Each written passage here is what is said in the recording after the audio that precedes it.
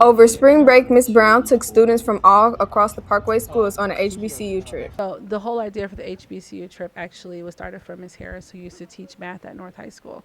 And she used to take a group of Parkway students on HBCU trip with the outside organization, and it just wasn't working out. So she had the idea to plan a trip for just Parkway students.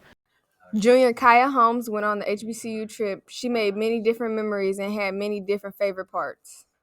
The best part about it was probably like no parents and just traveling and still being like an educational travel trip, I guess. That was probably the best. The former director of the HBCU trip retired and Mrs. Brown took over.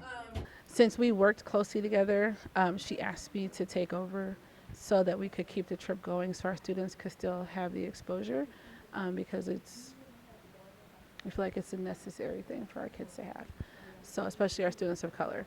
So For students who are interested in this trip in the future, they have advice for you. I would recommend anyone that wants to go to a HBCU to go there and experience all the different colleges.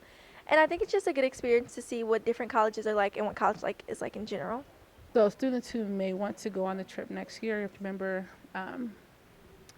anybody can go as long as you qualify. You have to have at least a 2.0 GPA because most of the schools, for a lot of schools, that's the minimum for application. And then no suspensions or serious academic problems.